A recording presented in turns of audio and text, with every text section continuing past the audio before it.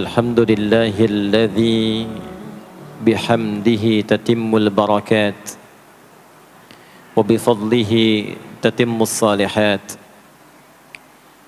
الصلاة والسلام على رسول الله الذي بصلواته تتم الشفاعات. فصلوات الله وسلامه التام عليه وعلى أهله وآله وذرياته وأصحابه وأمته إلى يوم الميعاد. أما بعد،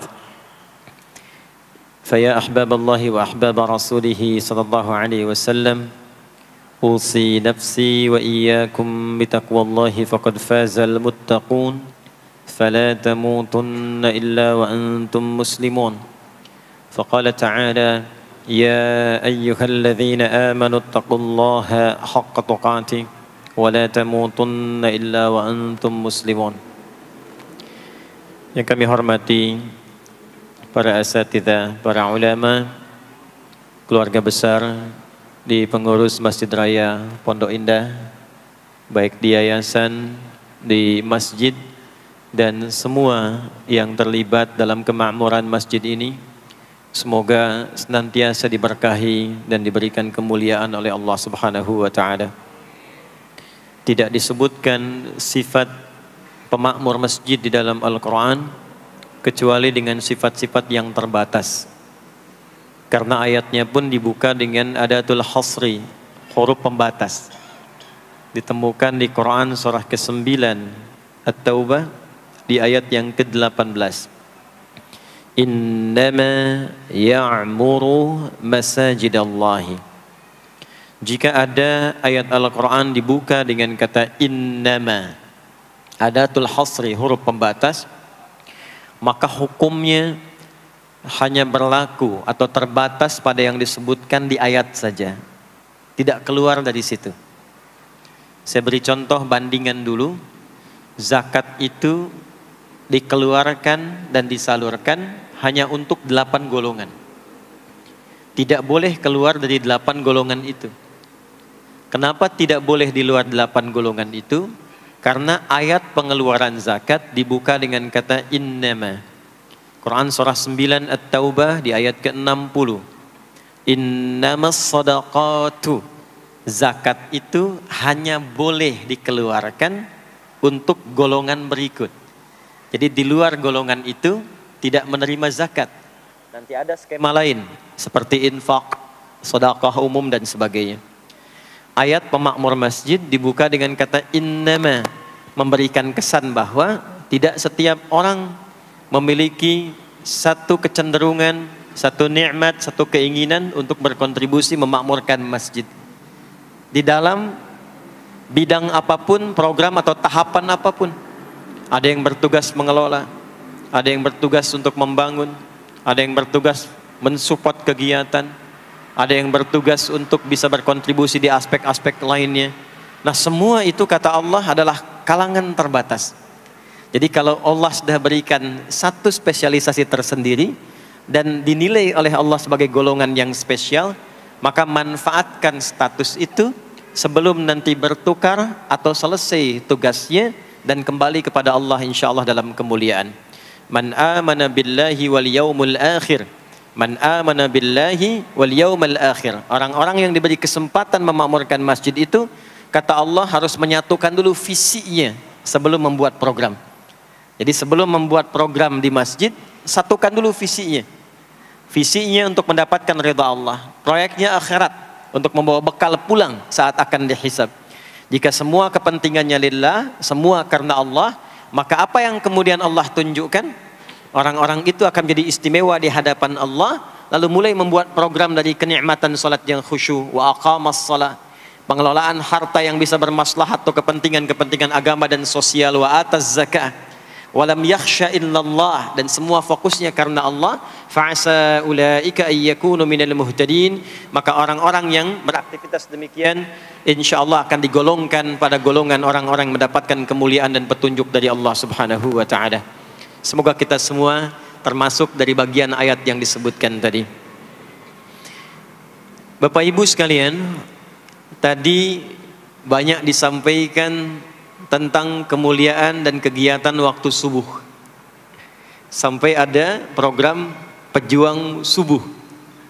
Mudah-mudahan nanti selanjutnya ada pejuang zuhur. Setelah itu pejuang asar. Setelah itu pejuang maghrib. Lalu disempurnakan dengan pejuang isya. Ada apa di waktu subuh? Apa perbandingannya dengan waktu-waktu yang lainnya? Mengapa sebagian nama yang disematkan di dalam ibadah di waktu-waktu itu justru tidak sama dengan nama waktunya, tapi disebutkan dengan nama-nama yang berbeda. Zuhur kenapa dengan zuhur tidak nahar? Asar kenapa disebut asar tidak masa? Subuh kenapa disebut subuh dan ada dua nama dengan fajar? Ya, kenapa namanya dua? Itu yang coba kita hadirkan di pertemuan kajian kali ini. Mudah-mudahan dari pencerahan yang kita dapatkan di kesempatan pagi ini ada bakal terbaik yang kita bawa pulang setelah menunaikan ta'lim ini insyaallah. Tidak cukup dengan amin, kita mulai dulu ya. Bismillahirrahmanirrahim. Kita mulai Quran surah ke-17 Al-Isra di ayat ke-78. Bismillahirrahmanirrahim. Aqimis salata liduluki syamsi ila ghasaqil laili wa qur'anal fajr inna qur'anal fajri kana mashhuda. Aqimis salat, tunaikan oleh kalian salat dengan sempurna, dengan benar. Penting dicatat, setiap ada perintah menunaikan salat dalam Al-Quran yang salatnya dimaknai sebagai ibadah formal, bukan bermakna doa biasa. Jadi ada salat yang bermakna umum yaitu doa. Jadi doa itu disebut dengan salat.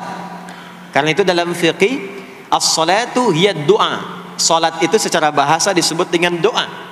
Karena isi dari semua salat itu bacaannya semuanya doa.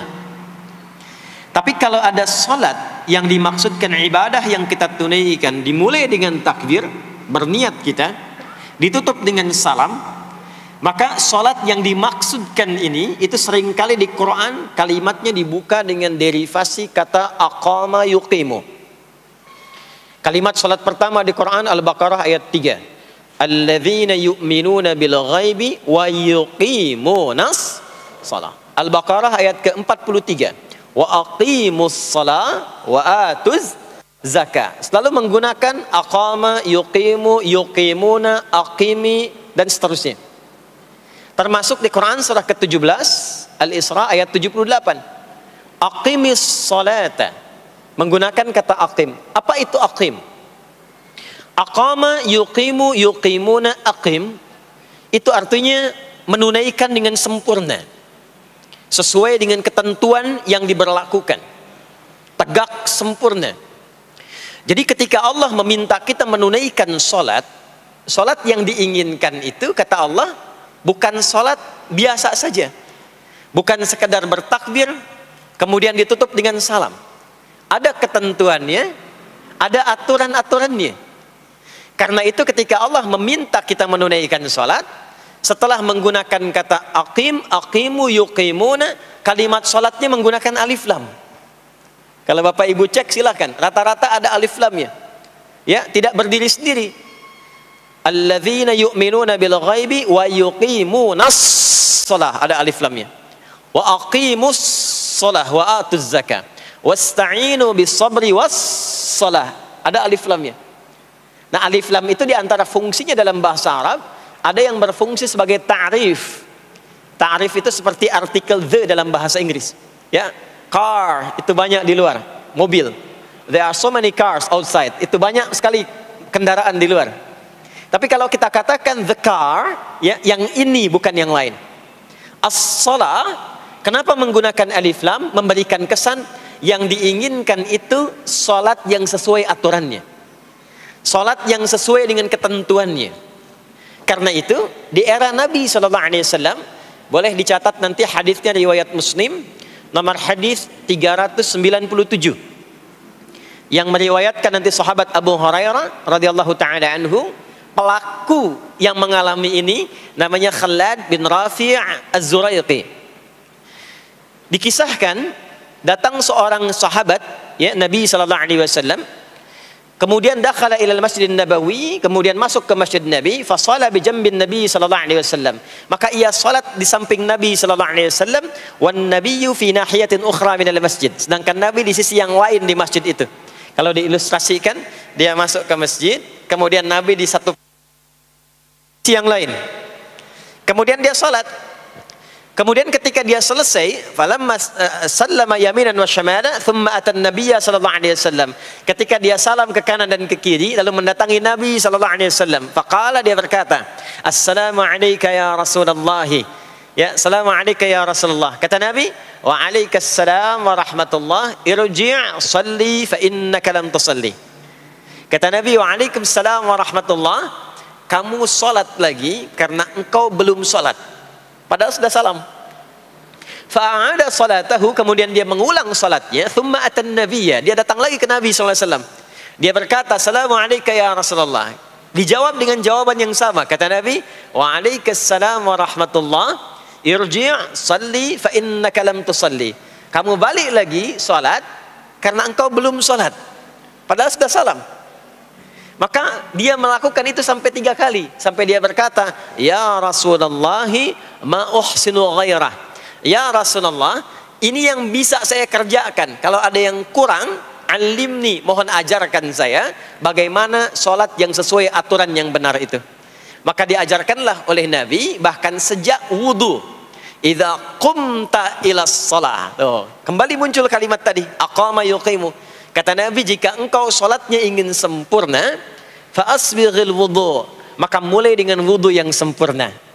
Maka biasanya orang kelihatan dari wudunya. Orang yang baik sholatnya itu mulai kelihatan dari sejak wudunya. Jadi kalau wudunya tidak sempurna, buru-buru, yang dibasuh tidak sempurna, itu pasti akan berdampak kepada sholatnya. Setelah itu, thumma istaqbilil qiblah, lalu menghadap ke arah kiblat, lalu diajarkanlah oleh Nabi tata cara sholat mulai dari takbir sampai dengan selesai salam.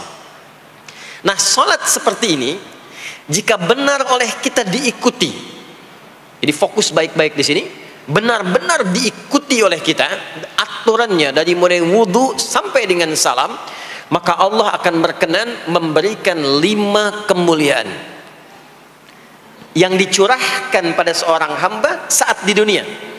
Jadi kalau pahala di akhirat, pahala sholat kita dapatnya di akhirat. Sekali menunaikan sholat dapat 10 poin. Itu ada di Quran surah ke-6 Al-An'am di ayat 160. Man jaa bil hasanati falahu asyru amthaliha. Siapa yang mengerjakan perbuatan hasanah, perbuatan baik yang punya nilai pahala, maka diberikan nilainya 10. Di dalam Al-Quran, sholat itu disebut dengan hasanah, perbuatan baik yang punya nilai pahala. Itu ada di Quran surah ke-11 Hud di ayat yang ke-114. Aqimis salata tarafayn nahar wa zulafan minal lail innal hasanati yudhibnas sayyiat. Tunaikan sholat di pembuka siang sampai akhirnya, sampai ketemu malam. Jadi dari subuh, zuhur, asar, maghrib sampai ke isya. Semua solat itu kata Allah disebut dengan hasanat. Innal hasanat. Hasanat jamak dari hasanah. Jadi solat disebut dengan hasanah. Kalau kita menunaikan solat di Al-An'am ayat ke-160, maka diberikan poin. Poinnya namanya ajrun. Ya, kita sebut dengan pahala. Pahala itu bahasa Qur'annya ajrun.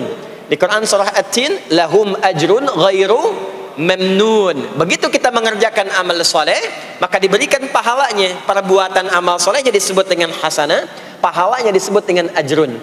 10 itu ngitungnya bukan begini, bukan 1, 2, 3, 4, itu terlalu sedikit. Di hadis Muslim, ukuran 1 keduanya 500 tahun, 2 ketiganya 500 tahun, 3 keempatnya 500 tahun. Jadi sekali kita menunaikan sholat 10 nilainya, setiap 10 itu 1 keduanya 500 tahun, 2 ketiganya 500 tahun. Kalau ditunaikan di masjid, ya, ditunaikan di masjid, nanti dapat lagi tambahan pahalanya. Baru masuk datang ke masjid dengan niat sholat, bukan yang lain ya. Kan ada orang yang kadang ke masjid niatnya tidak sempurna ibadah, mungkin janjian ketemu teman, ya, akhi, bro, ketemuan yuk, ya. Di mana? Di Pondok Indah aja, sambil sholat zuhur. Sambil sholat zuhur, jadi sholatnya sambil, ya, nyambi itu, ya. Substansinya mau ketemu kan, agenda intinya ketemuan sambil sholat zuhur.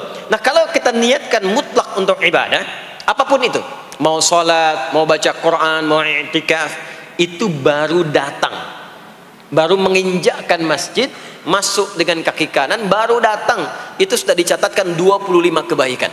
Belum apa-ngapain. Jarak satu keduanya tadi 500 tahun, dua ketiga 500 tahun. Kalau dilakukan sholatnya berjamaah, maka dapat tambahan 27, kalikan 27. Sudah dapat 10, 10 kali 27 berapa tuh? Ya, 270. Setiap satunya kalikan 500 tahun. Maka sholat di masjid itu bukan main-main. Itu kelihatannya nanti dua. Saat sakaratul maut, pahala itu ditampakkan. Jadi pahala itu bukan sekarang. Pahala itu saat kita pulang.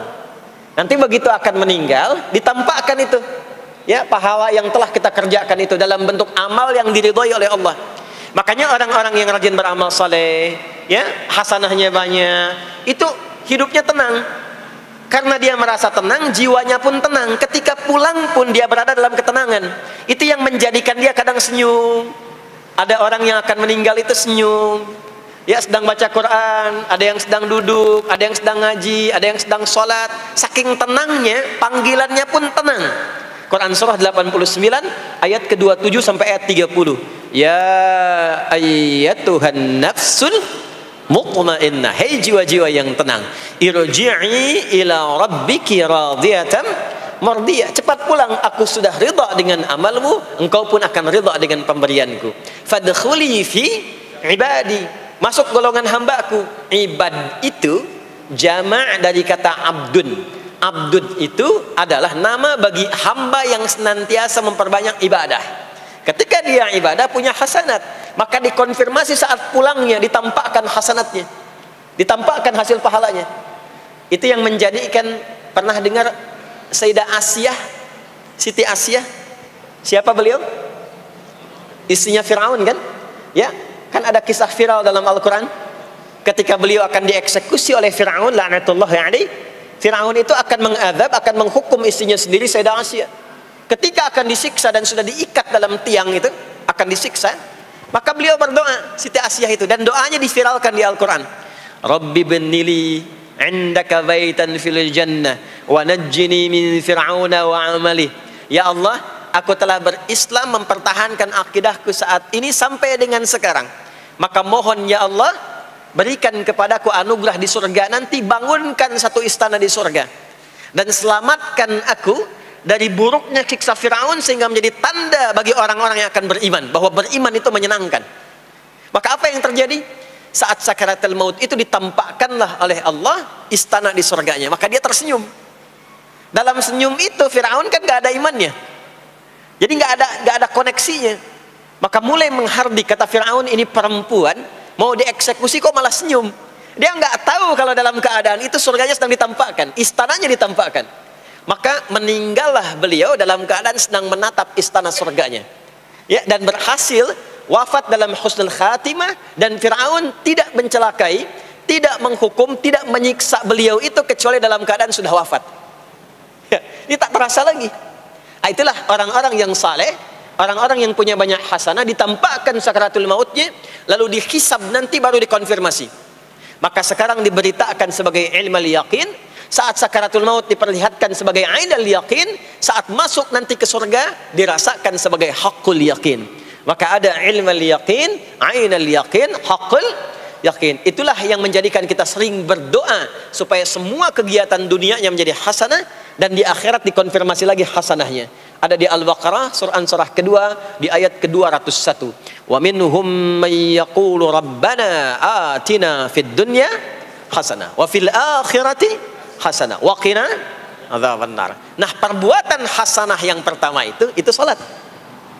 Jadi ketika kita salat ada pahala. Pahala itu urusan akhirat. Nanti ketika meninggal dapat. Itu bekal pulang. Kita gambarkan nih supaya nggak bingung ya. Yuk, kita ilustrasikan sejenak ya. Bismillah. Bapak Ibu kelihatan ini ya? Hah? Ibu kelihatan Bu ini? Ah, alhamdulillah, alhamdulillah. Ini pejuang subuh belum ditulis sudah kelihatan ya. Alam itu kan yang kita tinggali, kita rasakan, dan nanti yang kita yakini ada 3 kan. Ini sering saya sampaikan belakangan ini di beberapa kesempatan. 1, sekarang ada yang disebut dengan ardun, al-ard, yang kita terjemahkan dengan bumi tempat kita tinggal sekarang. Ya, sekarang kita ada di mana? Di Masjid Pondok Indah ya. Bagian dari bumi. Ini di bumi. Sifatnya disebut dengan dunia. Jadi dunia itu asalnya bukan nama alamnya, tapi lebih kepada sifatnya. Ya, dunia. Dari kata dana, yadnu, dunuan, wa dunyaan. Artinya sesuatu yang cepat, sesuatu yang fana, sesuatu yang rusak, yang hilang. Jadi semua sifat kehidupan kita di tempat ini itu berlangsung cepat. Ya, kayaknya baru kemarin ketemu, sekarang sudah ketemu lagi. Kayaknya baru kemarin kenalan teman SD, sekarang sudah saling punya cucu. Ya, dan semua sifatnya rusak. Ini gelas kalau didiamkan, besok-besok kotor, rusak. Baju kalau didiamkan nggak diapa-apain, rusak.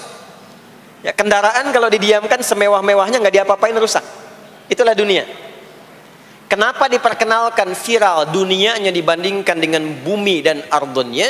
Untuk memberikan kesan yang kuat kepada jiwa kita. Hei, jangan sampai terjebak dengan kehidupan dunia yang sementara yang ditinggalkan. Jangan memperebutkan sesuatu yang rusak. Jangan berselisih pada sesuatu yang hilang. Ya, kan sekarang banyak orang aneh ya, memperebutkan sesuatu yang pada akhirnya yang diperebutkan itu rusak sendiri.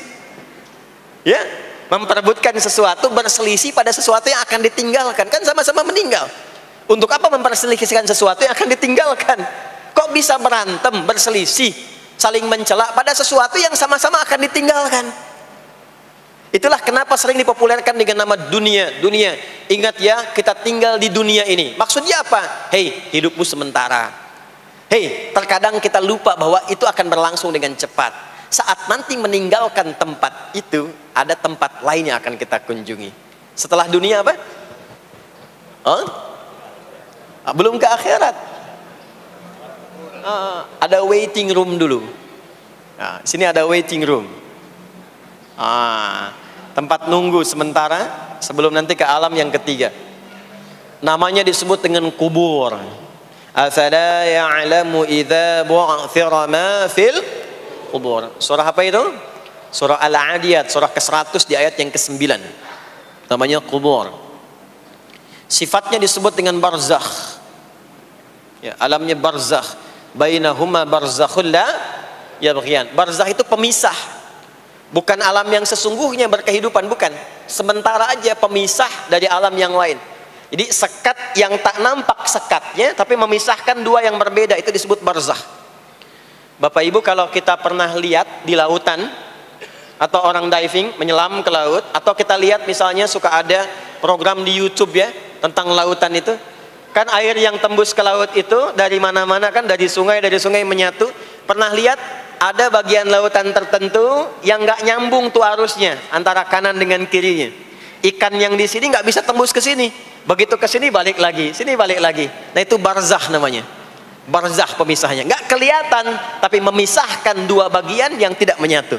Bainahuma barzakhul la yabghiyan. Alam ini kenapa disebut barzakh? Karena dia memisahkan antara kehidupan di bumi dengan sifat dunia dengan kehidupan di alam yang ketiga, namanya akhirat.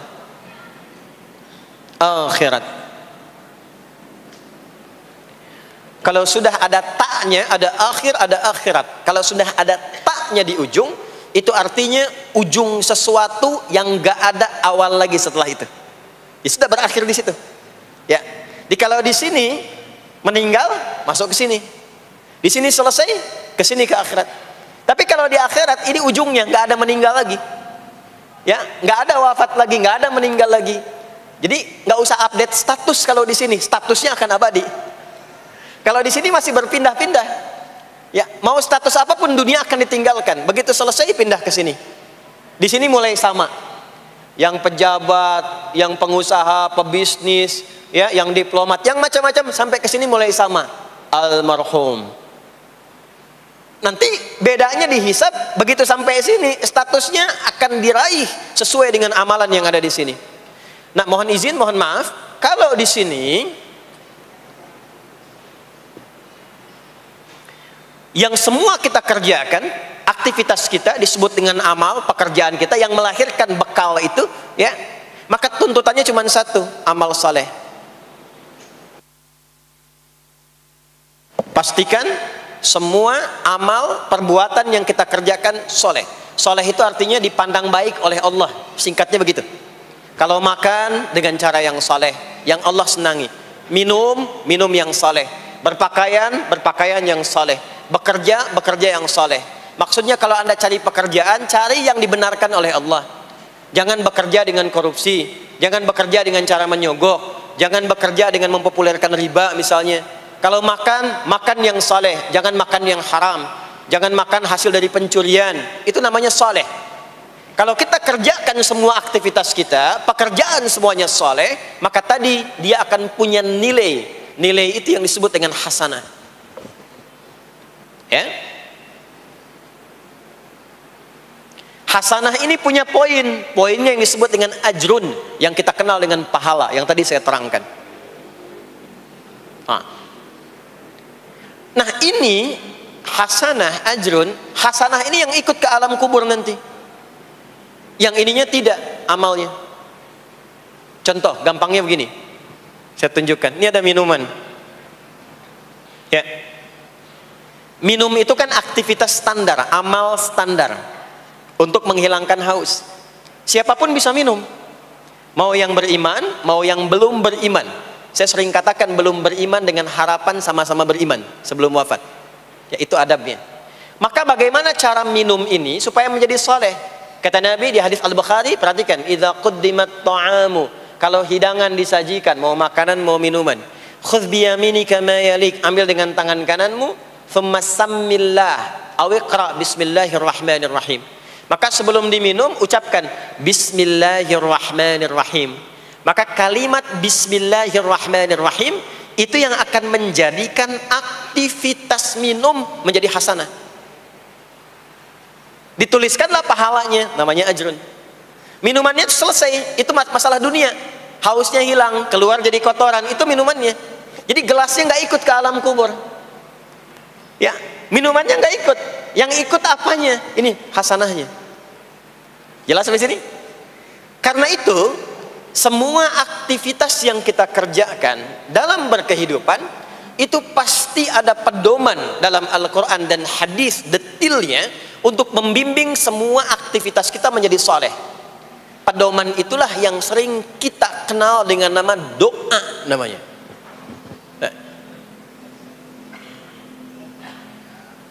Silahkan Bapak Ibu cek, tidak ada satupun di dalam Islam aktivitas yang dikerjakan kecuali bersanding dengan doa di dalamnya. Coba cek ya, bangun tidur sudah ada doanya? Sudah. Makan ada doanya? Berpakaian ada doanya? Dan kalau kita mau jujur, itu semua aktivitas doanya nggak sama. Bangun tidur dengan mau tidur sama nggak doanya?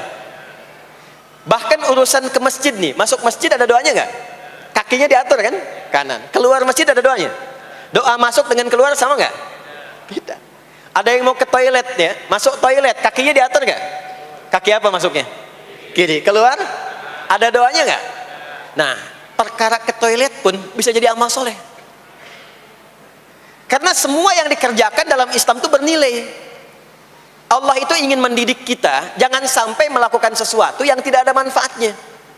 Dan kalau sudah ada manfaat, jangan tanggung. Jangan hanya jadikan kegiatan itu terbatas pada satu alam saja. Dunia dapat tapi alam kubur gak dapat. Dunia dapat tapi akhirat gak punya bekal. Gimana nanti pulang ke akhiratnya? Ya, saya mau tanya sebentar. Maaf ya, kita yakin gak bahwa kita akan meninggal? Saya ulang, yakin gak akan meninggal? Baik, sekarang pertanyaannya, kalau sekiranya meninggal Pindah alam atau tidak? Pindah kan? Makanya diumumkan di Masjid Raya Pondok Indah, inna lillahi wa inna ilaihi rajiun. Telah meninggal dunia, telah meninggalkan dunia. Artinya keluar dari sini. Sekarang kita pakai hukum dunia sebentar. Biasanya begini, kalau orang pindah tempat, walaupun ada di satu alam, itu pasti butuh bekal. Dan kadang bekalnya nggak sama. Contoh, nanti Ramadan, setelah itu masuk Idul Fitri. Biasanya ada mudik ya. Mungkin nggak mudik kalau nggak ada bekal. Saya sering perhatikan setiap tahun, orang itu mau mudik kalau ada bekalnya. Masya Allah, cuman motornya bebek, ya. Tapi kan bekalnya ada yang singa, ada yang sapi, ya. Itu ditambah lagi pelepah pisang, kasih dus lagi, kasih tulisan, sayang tunggu aku pulang, gitu kan? Kan dikumpulkan kan? Dan saya pernah tanya, kenapa mas gak pulang? Gak ada bekal pak katanya. Jadi orang mau pindah tempat saja, itu perlu ada bekal. Anda kesini kalau nggak ada bekal nggak mungkin sampai. Sekarang kalau pindah dari Indonesia ke Singapura, sama nggak mata uangnya? Beda. Di Malaysia sama nggak? Semakin jauh ke Saudi, ke Amerika, hukumnya mengatakan setiap pindah tempat pasti bekalnya beda. Jangan pernah kita mengharapkan atau membuat hukum sendiri ketika pindah tempat. Jadi sesama dunia saja tempatnya, bekalnya sudah beda. Sekarang Anda menginginkan pindah alam dari dunia ke kuburan, bekalnya pengen sama, mustahil. Makanya sejak kita meninggalkan dunia, semua paket dunia tanggal di atas, pindah ke bawah, selesai. Nih bajunya ini nggak akan ikut nih, ganti. Ya namanya kafan kan, dan di kafan itu sudah nggak ada kantongnya. Coba dicek tuh, ada kantongnya nggak kan kafan tuh? Nggak ada. Dan ini nggak akan dibawa nih handphone yang bagus lagi dipakai ngerekam nih, nggak akan ikut. Ah saya mau dipakai aja, ntar kalau malaikat nanya man rabbuka, nih sudah pernah ikut kajian. Rombongan Ustaz Adi. Ya beda, ini beda alam. Maka yang ikut apanya? Yang ikut tuh hasanahnya, value-nya, nilai kebaikannya. Ini yang kita yakini, ini yang kita imani. Jadi mumpung masih ada kehidupan, perbanyak. Kalau dulu sadar banyak yang salah, sekarang sisanya ganti dengan yang soleh. Kalau sudah diperlihatkan, sekarang kan banyak yang viral di YouTube, dilihat, didengar oleh telinga kita, disimak oleh kita. Orang meninggal sedang sholat, orang meninggal setelah menjadi pemulung kebaikan, orang meninggal dalam keadaan baca Quran, diperlihatkan di mata kita. Kok bisa buka YouTube yang keluar di beranda itu? Itu kan hidayah. Jadi kalau sudah ditampakkan di depan mata, ya, didengar oleh kita, terlihat langsung, maka yang disadari salah yang dulu ganti dengan yang soleh sekarang. Kalau tidak kita lakukan, maka rugi kita saat pulang. Ini yang dimaksud surah ke-103. Wal asr innal insana lafi khusr illa alladhina amanu wa amilus salihat, amal saleh. Nah, ini nanti yang dibawa pulang ke sini. Ya, sini. Nah, bagaimana melatih supaya semua kegiatan kita itu jadi soleh? Gimana latihannya?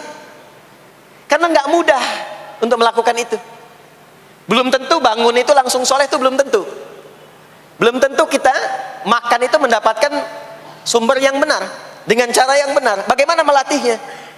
Maka Allah berikan kepada kita waktu-waktu khusus untuk berlatih diri tersambung dengan Allah, yang dengan ketersambungan itu akan menjaga kita di semua keadaan, baik berdiri, jalan, duduk, kerja di kantor, tidur, rebahan. Sekarang banyak kaum rebahaners, ya, tiduran, itu dipastikan kalau tersambung dengan Allah, terkoneksi, semuanya soleh.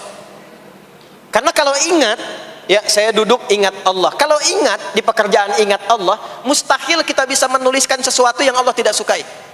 Tambahin nolnya, ya, bikin paraf, tanda tangan pada proyek yang tidak benar, mustahil. Karena ketika sedang tanda tangan ingat Allah, ya. Nah, dalam bahasa Arab, sesuatu yang tersambung dengan kuat sehingga selalu menempel dan sulit terpisahkan, itu bahasa Arabnya disebut dengan silah. Dari wasala yasilu silah.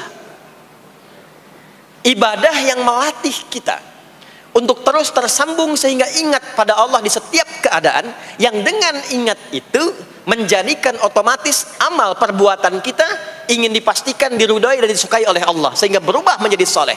Ibadah yang melatih kita untuk mendapatkan itu disebut dengan solat namanya. Solat. Makanya solat disebut solat bukan hanya mengandung unsur doa, tapi latihan yang Allah berikan kepada kita untuk mengoneksikan diri kita sehingga dalam semua kegiatan kita ingat Allah. Itu yang dimaksud di Quran surah keempat An-Nisa di ayat ke-103. Ya.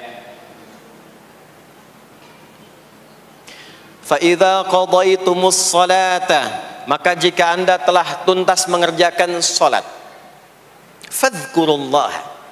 Ciri orang yang berhasil salatnya adalah dia mampu mengoneksikan dirinya dengan Allah. Makanya kalau sudah selesai salat, kita sudah ingat Allah. Nah, kalau belum ingat Allah, diminta coba ingat lagi. Selesai salat, jangan buru-buru meninggalkan tempat kita salat.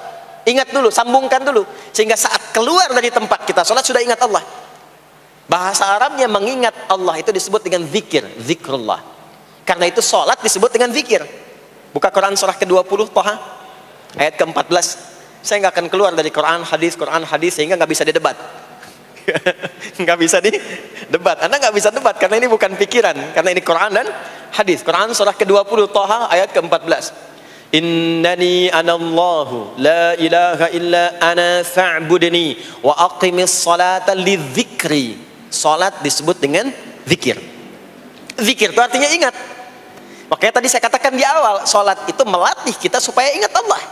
Karena itu ketika kita salam, assalamualaikum warahmatullahi wabarakatuh, assalamualaikum warahmatullahi wabarakatuh, belum ingat kita kepada Allah, maka diminta zikir pasca salat. Setelah salat ada zikir kan? Dan zikir pertamanya apa? Hadis Muslim, astaghfirullah, astaghfirullah, astaghfirullah. Itu yang paling singkat.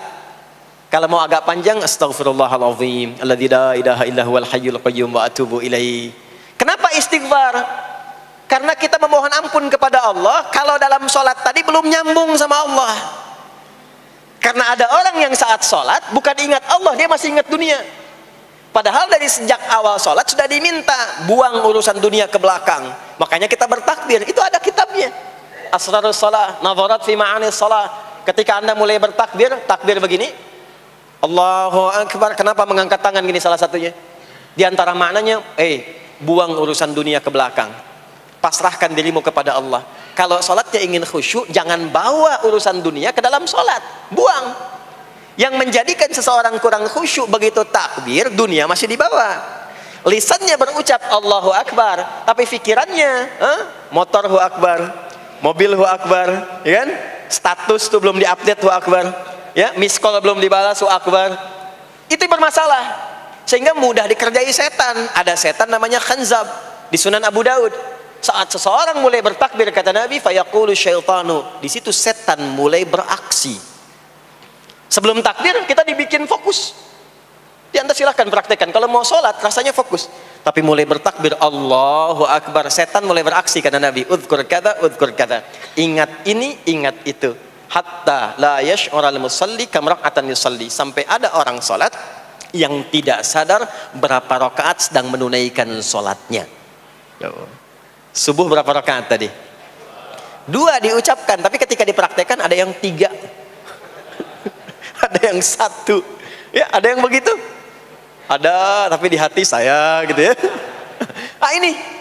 Makanya setelah kita salat, salam, assalamualaikum, assalamualaikum, itu kita mencoba menyempurnakan dengan apa? Istighfar dulu. Kalau tadi ada yang belum tersambung. Setelah itu apa? Kita sambungkan. Allahumma antas salam, subhanallah, alhamdulillah, Allahu Akbar. Makanya dilatih 33 kali. Sekali belum nyambung, 2 kali. 2 kali belum nyambung, 3 kali. 3 kali belum ingat, 4 kali. Masa iya sih sampai 33 kali belum ingat juga? Bapak nama siapa? Joni. Siapa Pak? Joni. Siapa Pak? Joni. Siapa Pak? Apa enggak dengar saya Joni? Itu baru 3 kali. Ini kita 33 kali menyebutkan subhanallah. Masa enggak nyambung juga? Alhamdulillah 33 kali. Masa enggak syukur juga? Dilatih. Kalau sudah terkoneksi, inilah dia.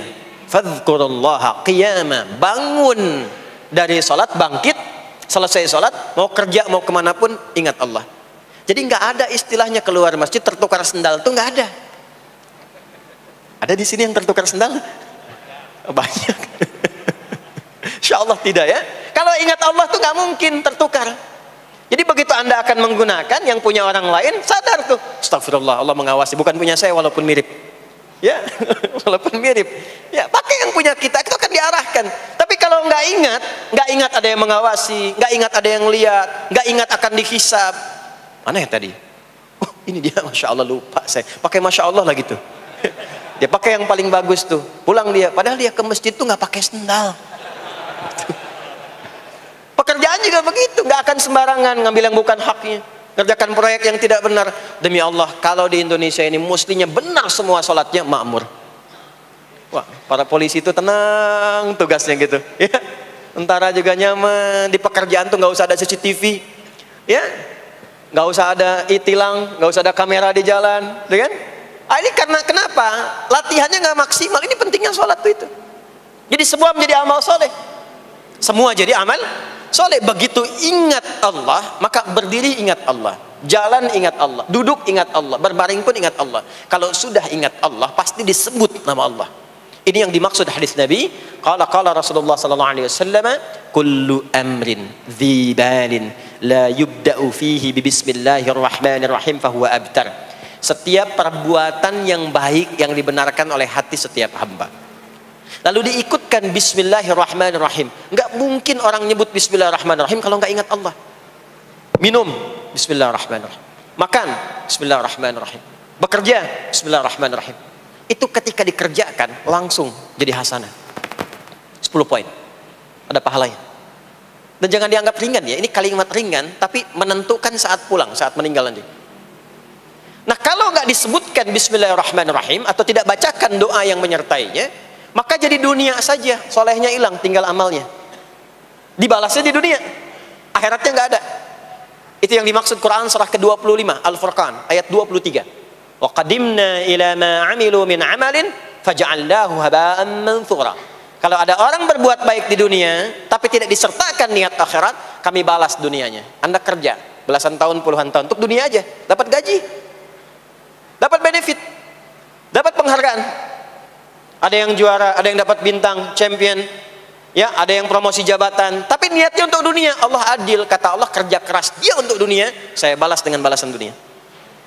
Tapi kalau diniatkan akhirat, dunia dapat, akhiratnya pun dapat. Kan kerjanya sama, etosnya sama, di tempat yang sama. Kita niatkan akhirat, gak ada ruginya. Begitu meninggal, dapat. Beruntungnya dan bersyukurnya kita sebagai muslim, kita itu lengkap informasinya. Urusan kubur ada informasinya, akhirat ada informasinya. Silahkan komparasikan dengan informasi dan sumber manapun. Ditemukan nggak yang informasi detail seputar kubur, seputar hisab, seputar kiamat, seputar surga, seputar neraka? Cuma di Islam. Itu yang kita syukuri, supaya kita siap-siap. Bukan sekedar dibaca. Baca ada pahalanya, tapi siap-siap ada konsekuensi kebaikannya. Ini balik ke sini. Karena itu saya katakan dari awal, pertama Bapak Ibu sekalian, sholat itu menjadi ibadah paling pokok karena dia akan mengantarkan kita pada konektivitas yang kuat dengan Allah Subhanahu wa taala. Ini poinnya. Kalau sudah nyambung dengan Allah, bukan cuma jadi amal soleh. Orang-orang yang tersambung dengan Allah di semua aktivitas kehidupannya, maka akan mendapat jaminan langsung dari Allah Subhanahu wa taala yang memudahkan semua urusan hidupnya. Mudah sukses, mudah bahagia, mudah tenang. Semua kemudahan yang kita raih dalam konteks kebahagiaan, ketenangan, kesuksesan itu kalau digabungkan semua maknanya, berubah katanya menjadi falah. Apa namanya? Falah. Falah itu bahagia, sukses, nyaman. Kalau dibuka kamus English Arabic misalnya, falah itu bahasa Inggrisnya success and happiness.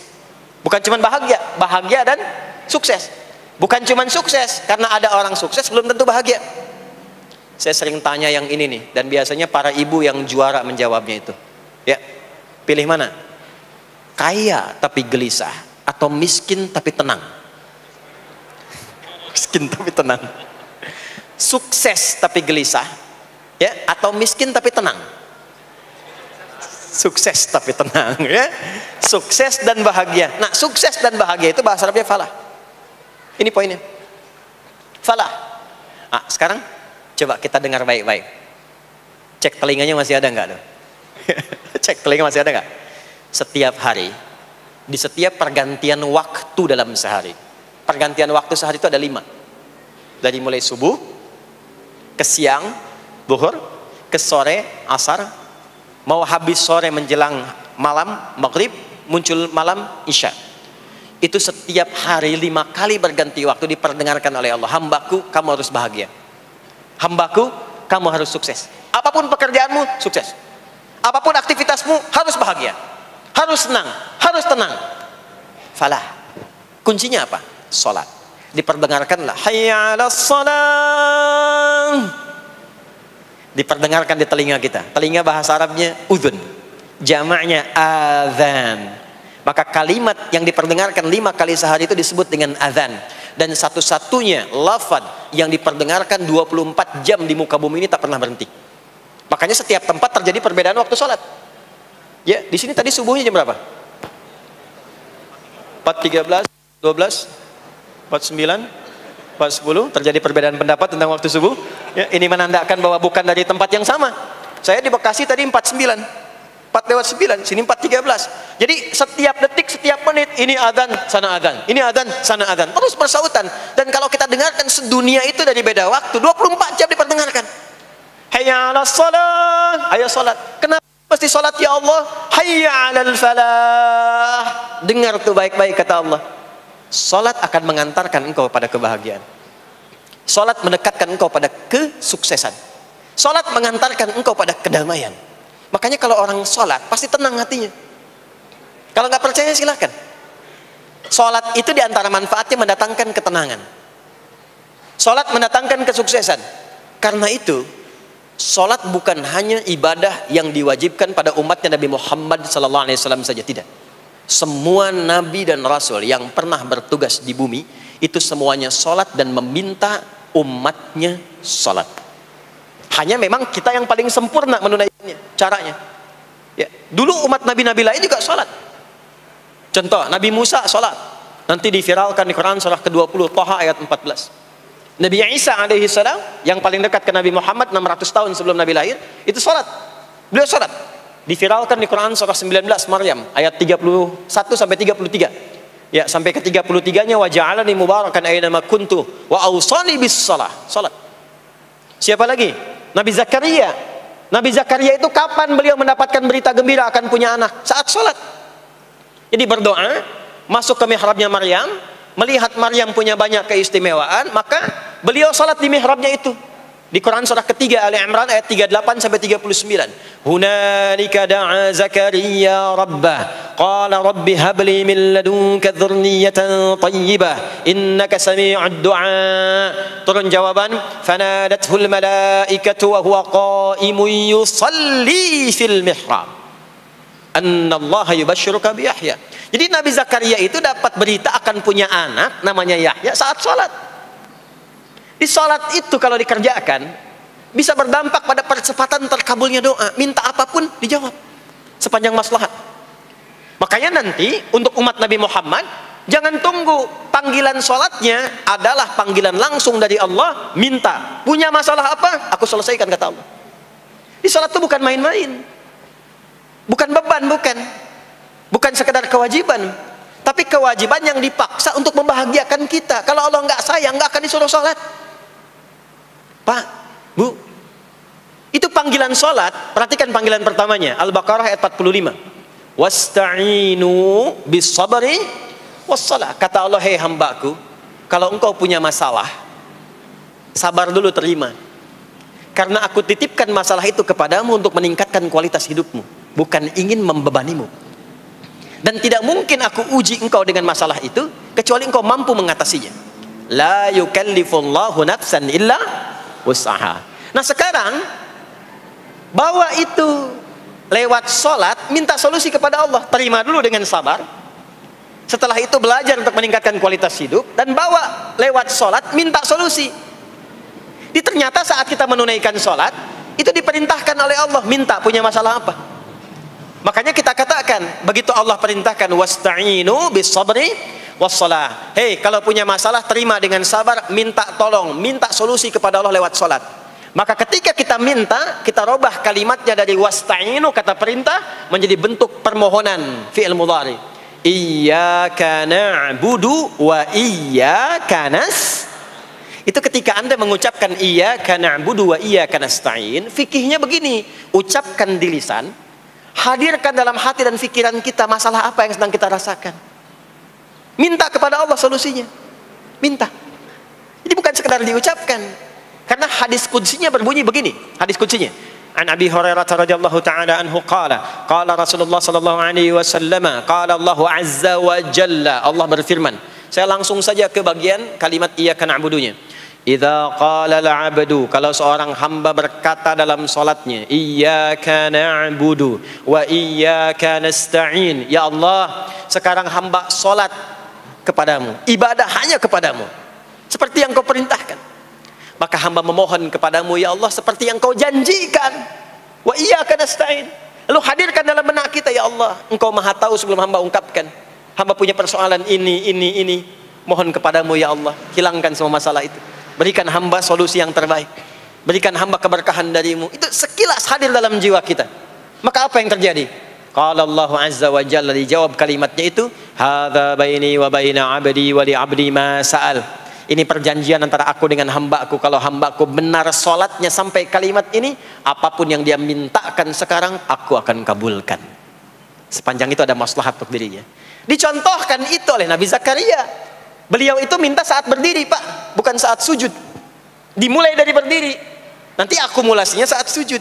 Itu berdiri aja, kalau benar mintanya dikabulkan, tidak menunggu selesai sholat. Dan ada fikihnya, nggak sembarangan, ada fikihnya nanti, ada fikihnya, ya, ada tuntunannya. Alhamdulillah. Poinnya adalah sholat itu solusi. Makanya jangankan Nabi yang tadi saya sebutkan, Nabi Ismail itu saking pentingnya sholat, wasiat beliau yang diviralkan di Al-Quran untuk semua keluarganya, sholat. Ada di Quran surah 19 Maryam ayat 55. Wa kana ya'muru ahlahu bis salah. Kata Allah, dan tercatat Ismail itu pernah berwasiat meminta semua keluarganya, hei, sholat. Jadi kalau kita mau urut sampai ke atas, semua sholat.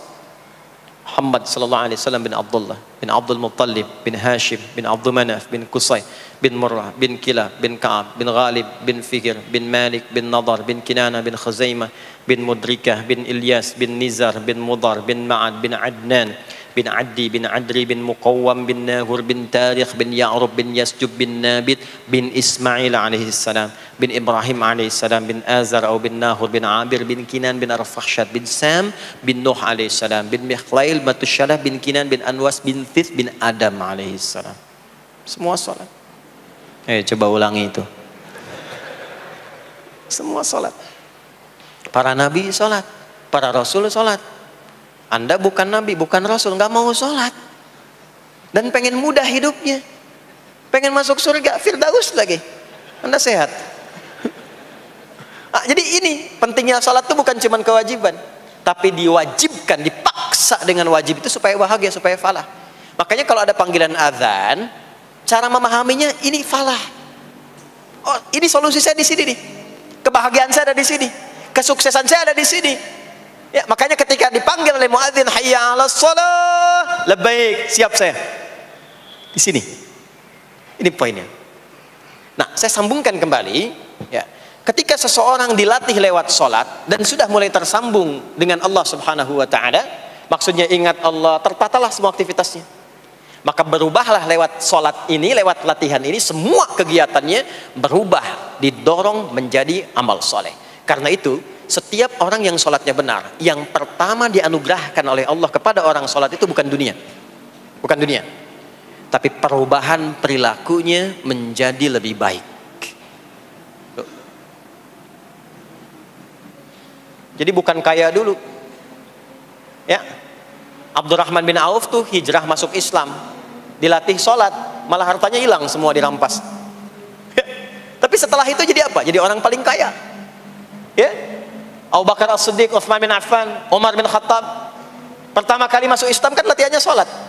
Apakah langsung kaya? Jadi pemimpin? Jadi diplomat? Amr bin As bisa ekspedisi? Dari Afrika Utara sampai ke Syam, tidak. Yang diberikan apa? Perubahan perilaku dulu. Dihilangkan sifat-sifat buruknya, dijaga dengan kemuliaan. Jadi dua sumber yang menjadikan manusia itu buruk dalam nafsunya, itu ada dua. Di nafsu itu nanti punya dorongan untuk mengarahkan kepada yang buruk, namanya fujur. Lawannya nanti takwa. Lawannya takwa. Di Quran surah Asy-Syams surah 91 ayat 7 sampai 10, wa nafsi wa ma sawaha fa alhamaha fujuraha wa taqwaha. Nah, fujur itu nanti yang membisikkan, mengarahkan kepada hal-hal yang negatif. Itu yang ditunggangi oleh setan. Setan memberikan was-was itu ke nafsu, ke fujurnya. Alladzi yuwaswisu fi sudur innas. Di dalam sudur ada qalbu, di dalam qalbu ada nafas, di dalam nafas ada fujur. Fujur itu yang digoda. Maka keluarlah kemudian dua hal. Yang pertama ada yang disebut dengan fahsya. Fahsya itu dorongan dari syahwat untuk berbuat yang menyimpang. Pornografi, porno aksi, LGBT, kata-kata jorok, itu fahsya. Nanti temannya adalah mungkar. Mungkar itu keburukan yang diingkari, ditolak oleh hati, sumbernya nafsu perut dan akal. Mencuri itu mungkar, merampok itu mungkar, korupsi, membunuh, menipu itu mungkar. Jadi sumber keburukan itu cuma dua. Kalau bukan fahsya, itu mungkar. Orang yang sholatnya benar, maka parameternya itu, ukuran pertama kali dia dapatkan adalah ditutupnya oleh Allah, dijaganya oleh Allah keadaan nafsunya, sehingga dia tidak dikontrol oleh perbuatan fahsya dan mungkarnya. Maka aktiflah sinyal takwanya. Takwa itu lawan nafsu. Makanya nanti kaitan takwa dengan nafsu sama-sama disebutkan. Nafsu 115 kali, takwa yang terkait fungsi nafsu 115 kali. Takwa digembosi, ya, awas, diwaswasi oleh setan, setan disebutkan 88 kali. Takwa disupport oleh malaikat, malaikat di Quran disebutkan 88 kali. Ini bukan ilmu tak-atik, hitung sendiri aja kalau mau. Itu menarik tuh. Karena sama, kalau Anda mendengar suara adzan kan ada bisikan kan? Cepat, sudah adzan, siap-siap. Itu malaikat tuh. Tapi begitu selesai adzan, la ilaha illallah, tenang, baru adzan, belum qomat. Itu setan. Terus dua-duanya tuh, ya, memberikan bisikan, yang satu mensupport dan seterusnya. Yang paling menarik adalah kalau sholat kita benar, maka sinyal takwa aktif. Makanya amalan takwa pertama itu sholat. Setelah beriman, amalan takwa pertama sholat. Al-Baqarah ayat 2 dan 3. Dzalikal kitabu la raiba fi hudal lil muttaqin. Siapa muttaqin, orang takwa di situ? Ayat 3-nya, alladzina yu'minuna bil ghaibi wa yuqimunas sholat.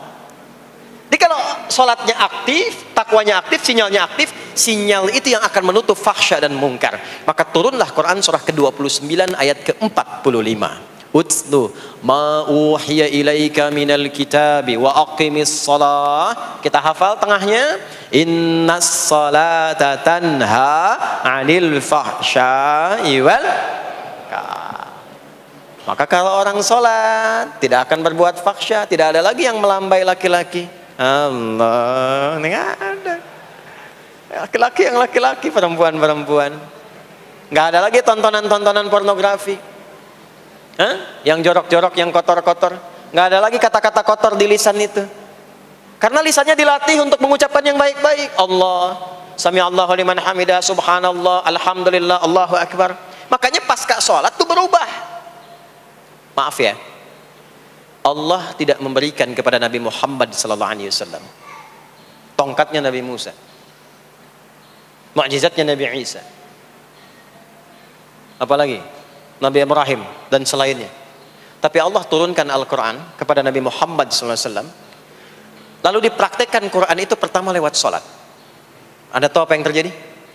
Nabi Muhammad itu diutus oleh Allah dalam lingkup masyarakat yang sangat terbelakang dan hatam kriminal.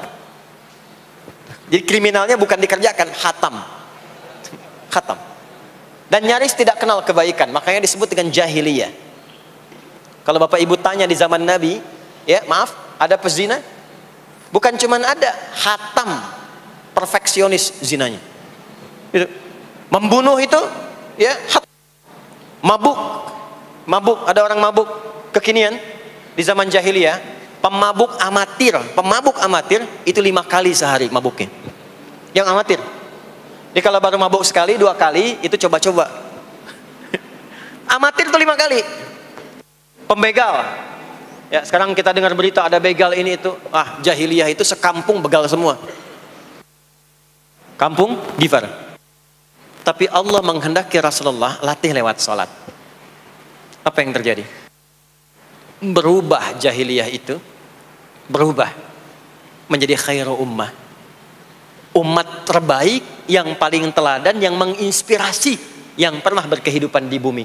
Sampai persaksiannya dari Allah langsung, turun Quran surah ketiga Ali Imran ayat 110. Kuntum khaira ummatin ukhrijat linnas. Jadi kalau ada orang dermawan, itu yang paling dermawan.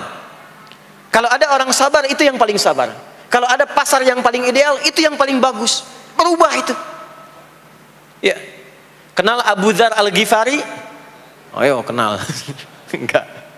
Abu Dzar Al-Ghifari itu nama aslinya Jundub bin Junadah. Di antara pemimpin begal di zamannya. Dari kota Ghifar. Ghifar itu kampung begal asalnya. Ya, alhamdulillah. Masuk Islam. Datang ke Mekah. Bertemu dengan Rasulullah. Begitu masuk Islam, kata Jundub bin Junadah, ya Rasulullah, ausini au kama qala, berikan saya nasihat. Kata Nabi, pulang sekarang. Kata beliau, enggak, saya mau umumkan keislaman saya depan Ka'bah. Kata Nabi, jangan lakukan. Sekarang orang masih belum tahu tentang Islam, nanti marah kamu dipukuli. Kata beliau, ya Rasulullah, saya ini membegal terang-terangan, masa bersyahadat sembunyi-sembunyi? Maka keluar ke depan Ka'bah, dia katakan, ya ma'asyara Quraisyin, hei semua orang Quraisy. Datang orang. Usyhidu bi annahu la ilaha illallah wa anna Muhammadar Rasulullah. Aku bersaksi, syahadat la ilaha illallah Muhammadar Rasulullah. Kalian mau apa? Dipukulin sampai pingsan. Sampai ketika akan diteruskan, ada riwayat mengatakan datang Sayyidina Ali bin Abi Thalib, ada yang mengatakan Sayyidina Hamzah ya bin Abdul Muttalib radhiyallahu taala anhuma jami'an. Datang menyampaikan, jangan teruskan. Kalau ini meninggal, ini wafat, kita akan celaka karena kafilah kita akan lewat desa Ghifar. Kalau lewat Ghifar gak akan berhasil niaga kita, katanya. Ya, karena akan dihabisi semua ini orang Ghifar. Maka dibiarkan pergi, pulang.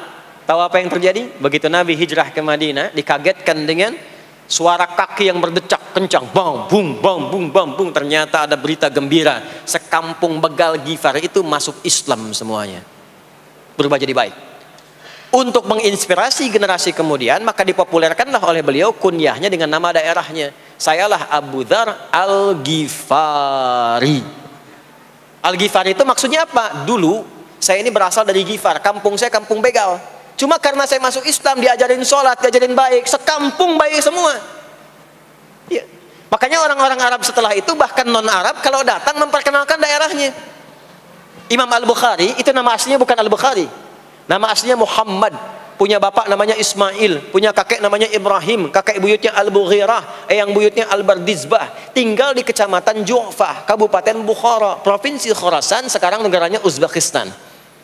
Karena berasal dari Bukhara, datanglah beliau kemudian ke Arab, sekarang ke Jazirah, ke Mekah, ke Madinah, memperkenalkan, saya bukan orang Arab, saya dari Bukhara. Rumusnya tambah alif lam di depannya, ujungnya tutup dengan i. Al-Bukhari, saya dari Bukhara. Diperkenalkan, maksudnya apa? Islam sudah masuk ke tempat saya, orang-orangnya sudah baik, orang-orangnya sudah khusyuk. Itu memperkenalkan. Orang tua kita Syekh Yasin dari Padang, maka diperkenalkan Syekh Yasin Al-Padangi. Syekh Ahmad Khatib dari Minangkabau, Syekh Ahmad Khatib Al-Minangkabawi. Syekh Abdul Somad dari Palembang, Syekh Abdul Somad Al-Palembangi. Syekh Nawawi dari Banten, Syekh Nawawi Al-Bantani. Ya, nanti ada Pak Ghafur dari Pondok Indah, ya, Masjid Raya Pondok Indah, datang ke Mekah umrah haji. Ana Ghafur al Masjid Raya al Pondok Indahi. Gitu. Itulah salat. Salat. Jadi salat itu merubah keadaan kita lebih baik. Itulah sebabnya kenapa 5 waktu. Karena Allah inginkan di setiap waktu kita jadi orang baik. Di setiap waktu kita bahagia. Setiap waktu selesai persoalan. Datang masalah subuh, ya, antara subuh ke zuhur kan ada masalah tuh. Gak mungkin ada orang dari subuh ke zuhur gak punya masalah tuh, gak mungkin. Tuh wajahnya udah kelihatan tuh. Ya, Makanya kita datang ya menghadap kepada Allah, minta diselesaikan, minta diberikan taufik, sujud kita. Diberikanlah solusi. Zuhur ke asar ada masalah, datang saat asar. Asar ke maghrib punya masalah, datang. Makanya semua ulama dulu seperti itu. Al-Bukhari itu menuliskan kitab sahihnya itu 16 tahun. Setiap satu hadis akan ditulis, salat dulu. Salat dulu. Begitu tenang, nyaman, baru tuliskan. 16 tahun. Itulah salat. Nah, dari sekian waktu yang 5 kali itu, ada waktu yang spesial. Waktu spesial inilah yang ingin saya bahas, yang tadi disampaikan dalam pengantar sambutan. Jadi ini inti yang mau saya katakan. Ini barusan muqaddimah tuh.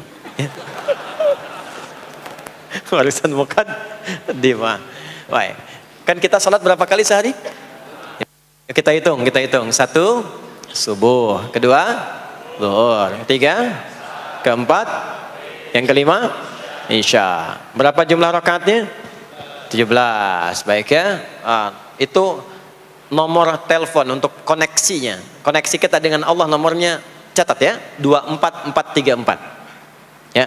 Kalau ditanya berapa nomor koneksi dengan Allah? 24434. Subuh 2, zuhur 4, asar 4, maghrib 3, isya 4. 5 waktu kan? Baik.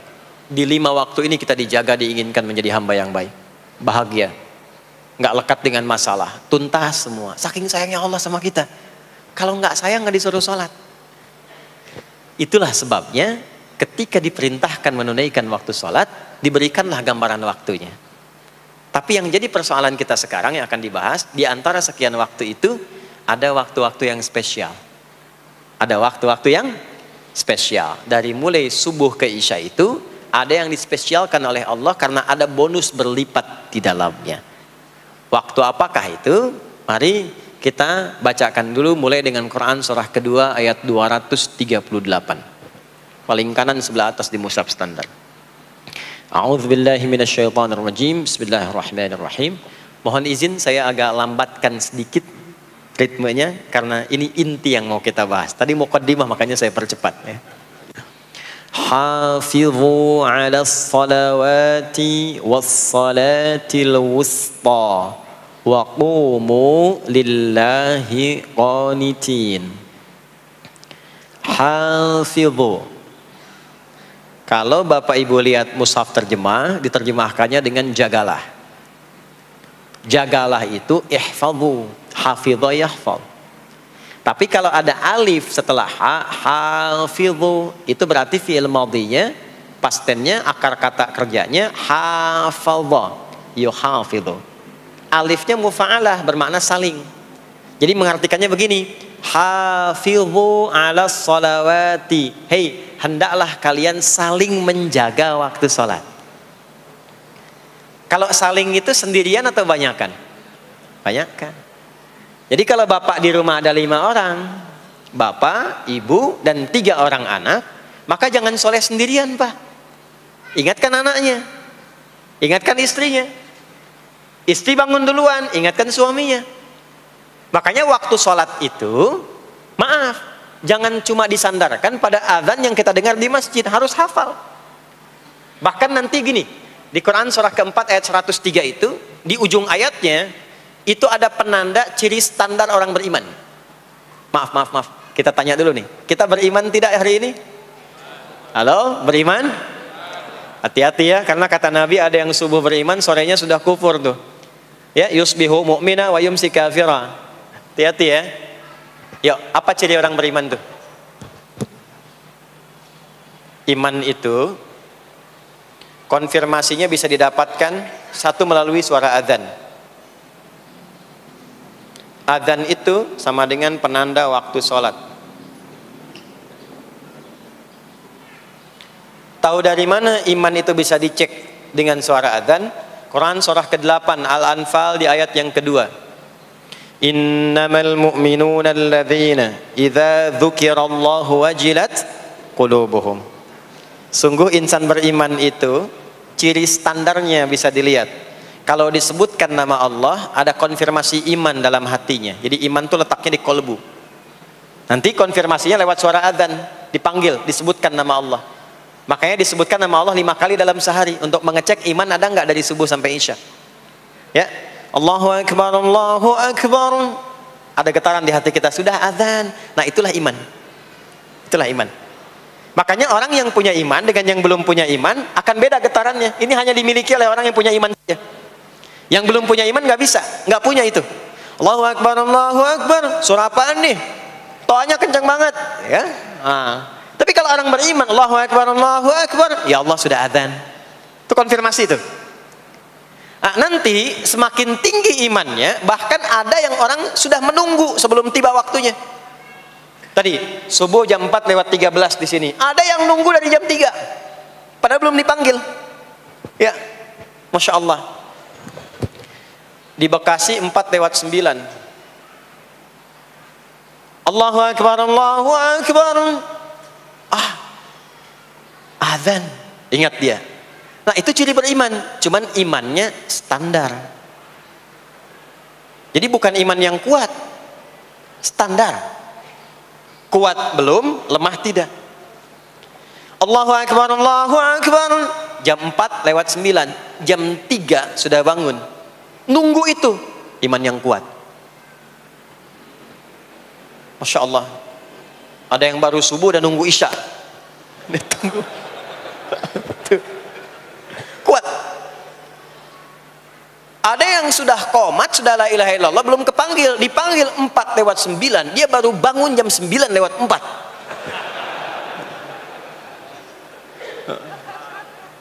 Tuh. Nah, ini iman lemah di bawah. Ciri standar, karena dipanggil ingat, maka ciri standar orang beriman itu tahu waktu sholat. Harus tahu, Pak, Bu. Itu standarnya. Itu ada di Quran surah keempat, di akhir ayat 103. Inna salata kanat 'alal mu'minina kitaban mawquta. Kalau pakai terjemah balaghah itu bunyinya begini, sungguh orang beriman itu pasti tahu waktu sholat. Nah, jadi kalau ditanya jam berapa zuhur nanti belum bisa kita jawab dengan sempurna, itu artinya apa? Imannya belum naik itu ke level standar, belum menguat. Ya, ini poinnya. Nah, nanti kapan waktu sholat itu tiba? Kalau ada yang belum ingat, jangan dibiarkan tidak ingat. Makanya kata Al-Quran, saling menjaga ya waktu sholat itu. Jangan sampai di keluargamu, ada temanmu, kolegamu, bahkan tetanggamu itu nggak tahu waktu sholat. Bahkan nggak sholat, itu bahaya. Kalau memang sayang sama anak, ingatkan. Sayang istri dengan suami, ingatkan. Tanda istri beriman yang cinta dengan suaminya, tanda pertamanya ketika mengingatkan suaminya pada semua hal yang disukai oleh Allah. Begitu sebaliknya. Maka kata Al-Quran, hafidhu, saling menjaga waktu sholat. Disebutkan di situ alas sholawat, bentuknya begini. Tulisannya alif, lam, waw, alif, ta maftuha begini. Alas, begini tulisannya. Karena nanti ada yang begini, as-salat, ada yang begini. Biar saja, nggak usah. Ada yang begini, ta marbutah. Seperti Al-Baqarah ayat 3, alladzina yu'minuna bil ghaibi wa yuqimunas shalah. Begini tulisannya. Ada yang begini, as-salat pakai alif, ta, gini. Tapi di Al-Baqarah ayat 238 tulisannya begini, alas salawati, taknya terbuka. Secara singkat begini, secara singkat. Kalau tulisannya begini, maka yang dimaksud salat fardu.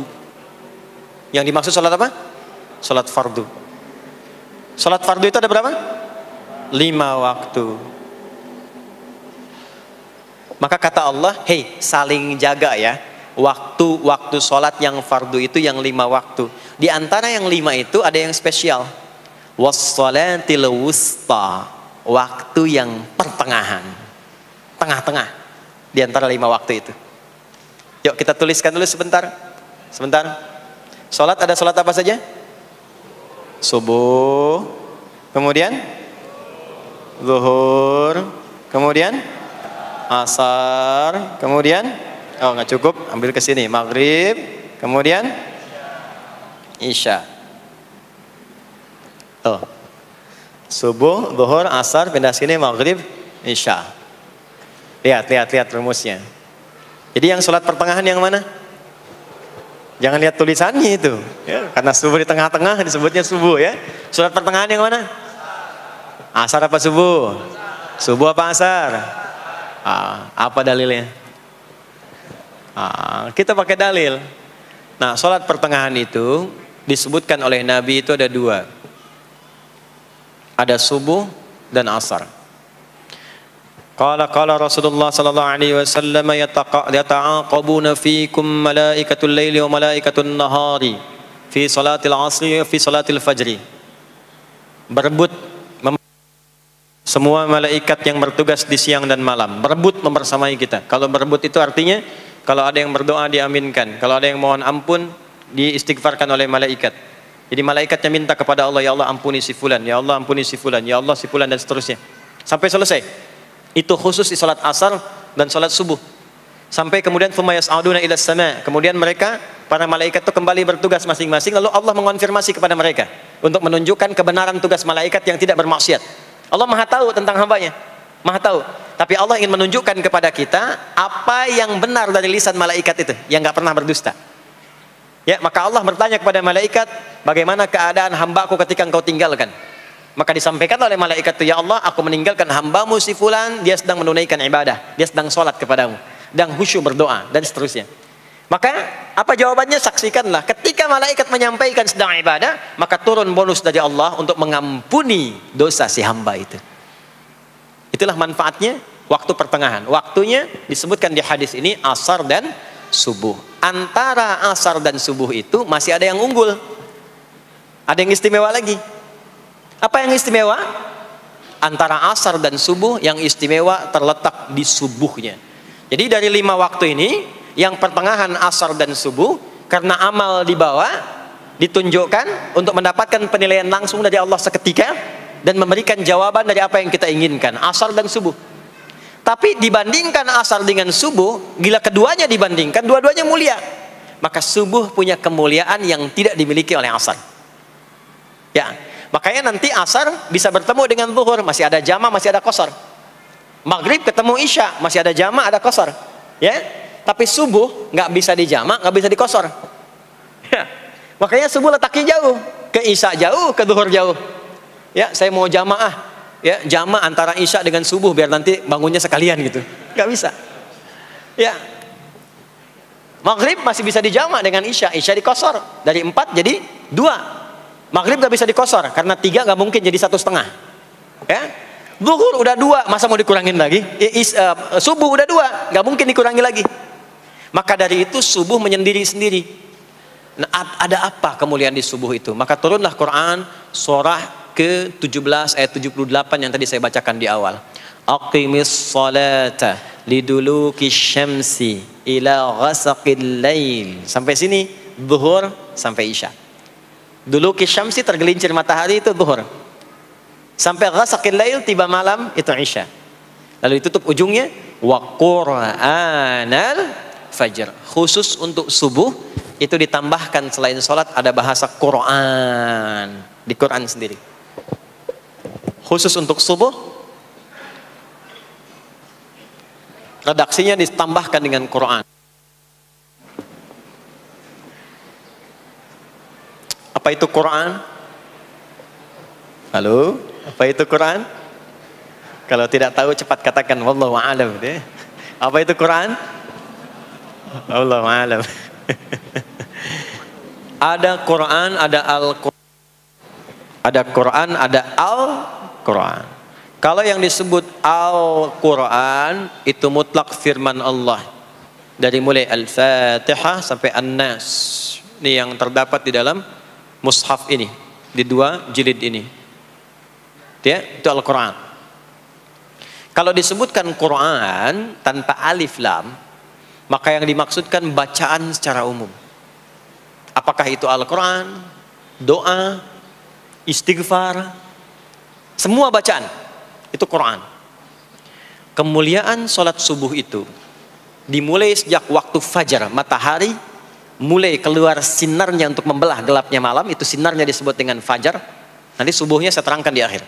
Sinarnya dibelah, membelah kegelapan malam, fajar shadiq. Maka pada saat itu bukan hanya sholatnya yang punya keistimewaan seperti sholat asar tadi, tapi semua bacaannya langsung dijawab seketika oleh Allah Subhanahu wa taala. Dipersaksikan oleh seluruh malaikat dan dijawab langsung oleh Allah Subhanahu wa taala. Jadi kalau Anda berdoa Maaf, doanya lebih cepat terkabul kalau dipanjatkan dengan cara yang benar dan khusyuk. Kalau Anda istighfar, langsung dijawab. Kalau kita baca Quran, pahala langsung dituliskan berlipat. Itulah kemuliaan waktu fajar. Jadi Allah sendiri yang menyampaikan, bukan cuma sholat yang penting, semua bacaannya itu langsung didengar, langsung direspon, langsung dipersaksikan. Karena itu ada anjuran bahkan dari Al-Quran, dan ini dikerjakan oleh semua sahabat, saking pentingnya sholat subuh itu, waktu fajar itu, bahkan mereka bangun dan menunggu sebelum tiba fajar. Maka disitulah muncul kemudian tahajud. Maka muncullah kemudian istighfar sebelum waktu subuh. Ya, ada amalan, ini saya mau kasih rahasia ya. Tapi tolong jaga, ini antara kita saja di sini. Ya, rahasia. Ada waktu sebelum subuh. Cuman 15 sampai 20 menit kurang lebih. Ingat ya, kalau dikonversi sekitar 15 sampai 20 menit waktunya. Namanya waktu sahar. Sahar, jamaknya ashar. Jamak itu karena setiap hari oleh Allah dikasih itu. Sahar, jamaknya ashar. Rahasianya di mana? Bapak Ibu, ini waktu yang paling cepat untuk terkabulnya doa. Anda mau minta apa saja, hadisnya qudsi. Ibadi, kata Allah, hambaku, siapapun yang bermohon sekarang aku kabulkan, yang minta aku berikan. Wa man istaghfara li ghafartu lah. Siapa yang minta ampunan, istighfar, aku ampuni dia sekarang juga. Baik. Bapak Ibu begini, saya tanya nih, kalau ditawarkan minta apa saja diberi. Ya. Terus minta ampun juga diampuni. Pilih mana? Minta apa saja diberi, mau minta apa saja, atau mau minta ampunan istighfar? Pilih mana? Jujur aja, kalau ada proyek nilainya 100 miliar, ya, ada utang 1 miliar belum ditutup, terus suruh minta apa saja diberikan. Pilih mana? Minta 100 miliar, potensi dikabulkan, atau minta diampuni dosa? Pilih mana? Pilih salah satu, nggak usah dua-duanya. Oh, ada tawaran dikasih 100 miliar atau diampuni dosa, pilih mana? Ampuni dosa. Pelan banget ya. Kata ibu kalau bisa dua-duanya gitu. Coba, kalau ada rumus begini, Anda disuruh memilih apakah dunia dan seisinya atau memilih ampunan Allah, maka pilih ampunan Allah. Karena nanti ada rahasia yang kedua. Banyak rahasia ini. Ada rahasia istighfar. Istighfar itu kalau sudah menyatu dengan jiwa kita, sudah terbiasa maksudnya. Biasa istighfar, dan jadi karakter, jadi kebiasaan. Bukan hanya pasca sholat, di mobil istighfar, di kantor masuk istighfar, sudah kebawa, udah refleks itu. Faidah keutamaan untuk orang yang rajin istighfar itu ada dua. Satu, diampuni dosanya oleh Allah, yang cirinya nanti akan dijaga dari maksiat. Ya, bukan maksum, karena maksum itu untuk para nabi. Untuk para nabi dan rasul. Manusia nggak ada yang maksum selain nabi dan rasul. Maksudnya apa? Diberikan petunjuk oleh Allah untuk menjaga diri. Sehingga ketika dosanya diampuni, dia nggak berbuat dosa itu lagi. Mata biasa melihat yang tidak baik. Tobat, diampuni dosa mata itu, cirinya adalah mata nggak senang lihat yang nggak baik lagi. Itu dosa mata diampuni. Ciri tobat diterima. Maka istighfar itu menggugurkan dosa-dosa dan menjaga kita dari perbuatan salah. Yang kedua, orang yang sudah terbiasa beristighfar, itu doa cepat dikabulkan, bahkan sebelum ia memintanya dan memohonkannya. Di sebelum melafazkannya, itu bisa terjadi Allah sudah mengabulkannya. Itulah kemuliaan istighfar. Nah, orang-orang yang istighfar, menunggu waktu datangnya fajar, itu mendapatkan kemuliaan langsung dari Allah, sampai dikatakan di Al-Quran, disebutkan sebagai orang-orang yang akan menghuni taman surga, yang sekarang sedang beraktivitas di dunia. Itu ada di Quran surah ke-51 ayat 15 sampai 18. Yang istighfarnya di ayat 18. Ya, jaminan surganya ayat 15, 16, 17-nya tentang tahajud. Innal muttaqina fi jannatin wa 'uyun akhidhina ma atahum rabbuhum innahum kanu qabla dhalika muhsinin. 17-nya kanu qalilan minal laili ma yahja'un. Bahkan nunggu waktu sahar, nunggu subuh, tahajud dulu. Kemudian 18-nya, wabil ashari hum yastaghfirun. Istighfar.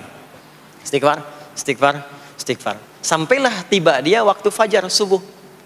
Ya. Itu selesai dia istighfar, dapat kesempatan subuh, salat dulu 2 rakaat.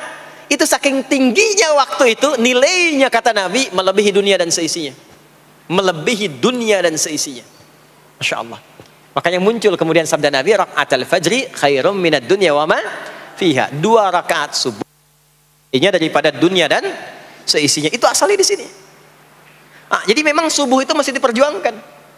Dan subuh itu generatornya, kalau subuh sudah bisa konsisten, yang lainnya ikut. Subuh itu kalau sudah konsisten, subuh ke masjid jamaah, subuh jamaah, bangun tahajud, istiqamah, istighfar. Itu kalau subuhnya sudah bagus, yang lainnya ikut. Ya. Makanya ada kaum yang sekarang sangat khawatir jumlah orang Islam kalau sholat subuh itu seperti sholat Jumat. Sangat takut itu. Ya, ada ini viral kisahnya, viral. Saya nggak ceritakan pun Anda bisa dengar. Ya, jadi ada golongan orang Yahudi yang selalu mengamati jamaah sholat subuh umat Islam. Dan dia melihat, ya, ketika mulai ramai, dia mulai katakan, kenapa Anda selalu mengamati itu? Ya, sebab kami lihat kalau jumlah jamaah subuhnya sudah seperti sholat Jumat, itulah kemakmuran, kebangkitan dan kebaikan umat Islam akan tumbuh kembali. Jadi akan berpengaruh kepada yang lainnya. Itulah mudah-mudahan kegiatan perjuangan subuh, ya, ada pejuang subuh baik di Masjid Raya Pondok Indah, di masjid-masjid yang lainnya, memberikan keberkahan kepada kita, dan puncaknya adalah perubahan pada perilaku. Jadi kalau cuma berjuang datang subuh tapi tidak merubah perilaku, ada yang salah dengan itu semua. Ada yang tidak tepat, ada yang belum sempurna. Itu yang bisa kita sampaikan sebagai kajian pembuka kita di kesempatan kali ini. Mudah-mudahan ada manfaat yang bisa kita dapatkan. Kesimpulannya adalah salat adalah inti amalan kita yang bisa merubah alur kehidupan kita dunia dan akhirat.